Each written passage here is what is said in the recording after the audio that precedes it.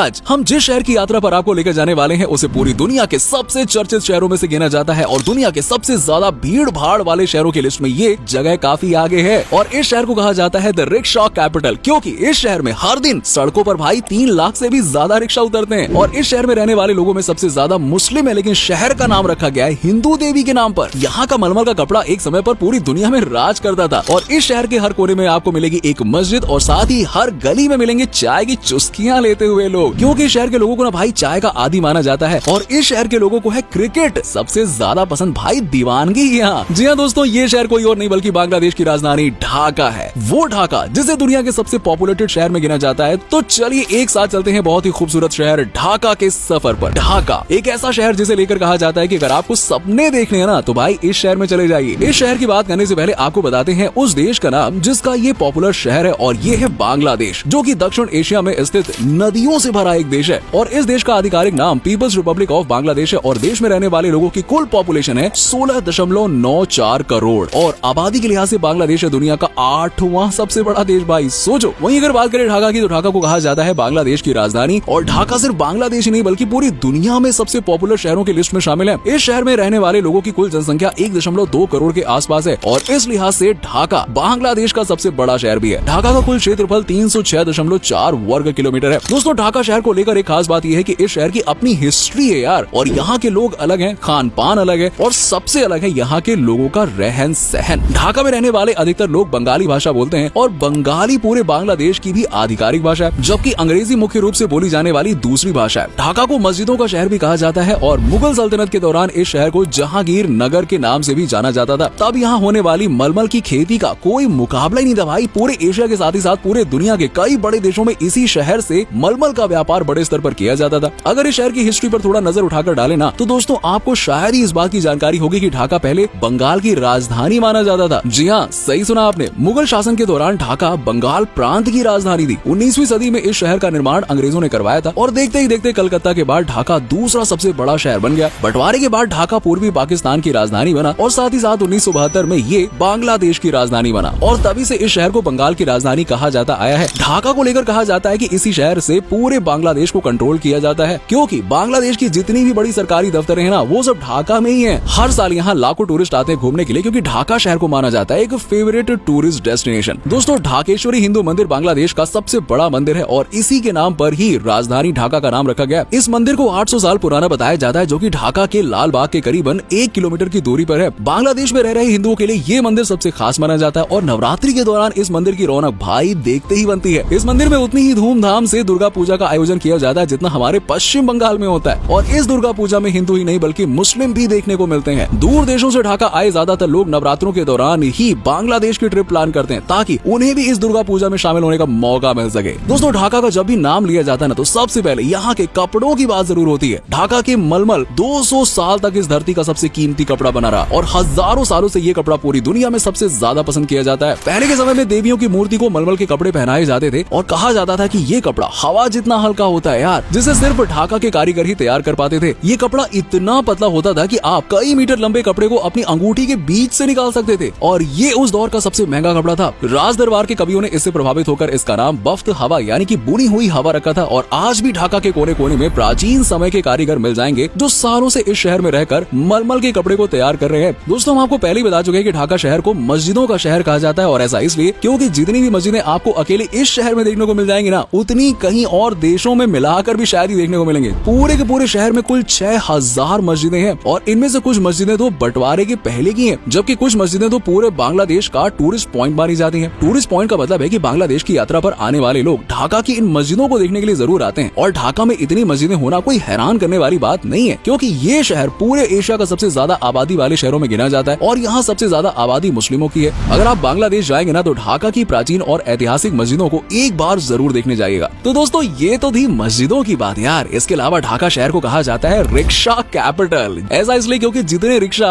और इसे चलाने वाले लोग इस शहर में बसे हुए ना उतने कहीं और ज्यादा देखने को ही नहीं मिलेंगे यार। ढाका में रिक्शा चलाने वालों की संख्या 8 लाख के करीब है और हर रोज इस शहर की सड़कों पर 3 लाख से भी ज्यादा रिक्शा चलती हुई नजर आती हैं। और इस शहर में बस और मेट्रो की सर्विस लोगों के लिए पूरी तरह से खुली हुई है। लेकिन इसके बावजूद ढाका के लोगों को कहीं जाना होता है तो वो यार रिक्शा को ही पहली चॉइस में रखते हैं। रिक्शा की यात्रा करना उन्हें बड़ा मजा आता है। ऐसा इसलिए भी है क्योंकि रिक्शा पर चलना मिलना ढाका के लोग अपनी शान समझते हैं। इसके अलावा दोस्तों इस शहर में आपको हर जगह बड़े बड़े मॉल्स भी नजर आ जाएंगे, जिनमें आपको हर चीज मिलेगी। साथ ही साथ आप अपना मनोरंजन भी कर सकते हैं। अगर आपको दूसरे देशों में जाकर मॉल्स में घूमना पसंद है तो यार ढाका शहर आपके लिए बेस्ट ऑप्शन है। ढाका शहर में एक ऐसा मॉल है जिसके बारे में जितना बताया जाए ना उतना कम है। यहाँ का जमुना फ्यूचर पार्क दुनिया के टॉप 12 सबसे बड़े शॉपिंग मॉल्स में शामिल है। करीबन 41 लाख स्क्वायर फीट में फैला ये मॉल किसी दूसरी दुनिया से कम नजर नहीं आता है। और इस मॉल में आपको सस्ती कीमत पर ट्रेंडी स्टाइलिश ब्रांडेड कपड़े मिल जाएंगे और इसके साथ ही आप यहाँ अपने परिवार के साथ बैठकर फिल्म भी देख सकते हैं और साथ ही पूरे मॉल को घूमकर एक बेहतरीन एक्सपीरियंस ले सकते हैं। अगर आपको शॉपिंग करना पसंद है तो ढाका में एक ऐसा बाजार है जिसे इस शहर की पहचान माना जाता है। ढाका में करीबन 300 साल पुराना बाजार है जो पूरे वर्ल्ड में शंकरी बाजार के नाम से प्रसिद्ध है और शंकरी बाजार को स्थानीय तौर पर द हिंदू स्ट्रीट के नाम से जाना जाता है। ये क्षेत्र 300 साल पहले हिंदू कारीगरों द्वारा बसाया गया था और आज भी इस बाजार में इन वंशज के लोग काम कर रहे हैं। आप इस मार्केट से काफी कुछ खरीद सकते हैं और इनमें से कुछ चीजें तो ऐसी होंगी जिसे आप अपने साथ अपने घर ले जा सकते हैं ताकि ढाका की यात्रा हमेशा के लिए आपके जहन में जिंदा रहे। दोस्तों बांग्लादेश के लोगों को ना चाय पीना काफी ज्यादा पसंद होता है भाई, शौकीन है ये लोग चाय के। और क्या आपको ढाका की गलियों और सड़कों के किनारे पर 24 घंटे मस्त गर्मा गर्म चाय बनती हुई दिखाई दे जाएगी। फिर चाहे दिन हो या रात, किसी भी समय इस शहर के लोग ना चाय पीते हुए नजर आए थे। माना नहीं करते चाय को। यहाँ पे चाय पीने के मुकाबले में ढाका के लोगों को कोई पीछे नहीं छोड़ सकता है। इसलिए दोस्तों कुछ तो चाय को ही ढाका का नेशनल ड्रिंक मानते हैं। वैसे तो बांग्लादेश के दूसरे शहरों में भी चाय को पसंद करने वाले लोग मिल जाएंगे, लेकिन ढाका के जितने लोग आपको बांग्लादेश में ढूंढने पर भी नहीं मिलेंगे। ढाका में रिक्शा चालक एक दिन में 20 कप चाय पी जाते हैं। अब आप अंदाजा लगा सकते हैं कि ढाका में चाय का कितना ज्यादा क्रेज हो सकता है। दोस्तों बांग्लादेश के किसी भी शहर की बात हो और क्रिकेट का जिक्र न हो, क्या बात कर रहे हो यार भाई, ऐसा थोड़ा मुमकिन होता है। बांग्लादेश में क्रिकेट को लेकर किस कदर लोगों में क्रेज है ये बात तो आप लोगों को जरूर पता ही होगी। और बात जब ढाका की हो तो फिर तो इस शहर की हर गली में आपको क्रिकेट फैंस मिल जाएंगे। बांग्लादेश का नेशनल क्रिकेट स्टेडियम ढाका में ही है और ढाका के शेरे बांग्ला नेशनल क्रिकेट स्टेडियम की चर्चा पूरे दुनिया में होती है और इसी मैदान पर इंटरनेशनल मैच भी खेले जाते हैं। अब दोस्तों आप लोगों ने ग्रामीण बैंक के बारे में तो सुना ही होगा ना, और इस बैंक की शुरुआत ढाका से ही हुई थी।